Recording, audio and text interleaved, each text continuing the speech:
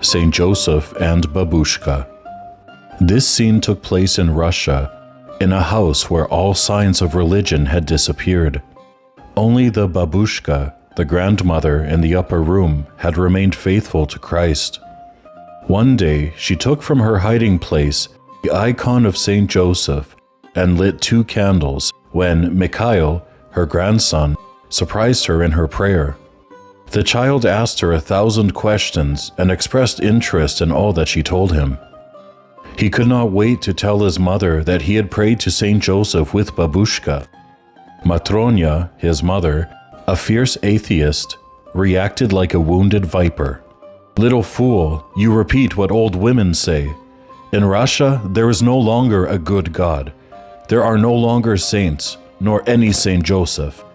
Then, in a calmer tone, "Tell me, Mikhail, have you already seen the good God?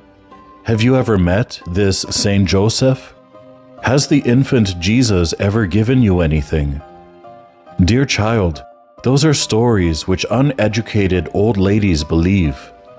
The father, Yelisei, watched the scene with inner disquiet, thinking back to his own religious upbringing, and also of his rejection of the faith later in life. The sound of troika bells brought him back to reality. They had invited some friends to come and stay the week, and they had just arrived in their horse-drawn sled. Each day, Mikhail, his parents, and their friends would go on fun outings, while his old Babushka stayed home and kept house. In the absence of the family and of their guests, Babushka would light candles before her icon of Saint Joseph and sing the traditional hymns she knew by heart. One day, upon returning from another outing, Mikhail was found to be ill. In the evening, all of his limbs were shivering. He had a fever, and his parents were distraught as it continued to rise throughout the night. The visitors left and promised to send a doctor from the nearest village. By the time the doctor arrived, he could only shake his head and declare that the child would die by the next morning. He offered to stay with them if they wished until the final and fatal moment. The father accepted this kind offer, and they hoped against all hope.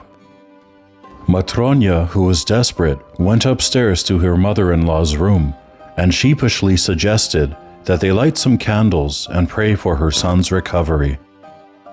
"I wish to pray with you, Babushka," she said. "Mikhail hasn't got long to live. If he recovers, I will believe in your Saint Joseph and will never mock the Lord again." She burst into tears and began repeating the prayers recited by the old woman for her son. Then, going down again to her little boy and never taking her eyes off of him, she waited, moving her lips in silent, desperate prayer. The evening went by slowly, with Babushka murmuring candlelight prayers to Saint Joseph the whole while.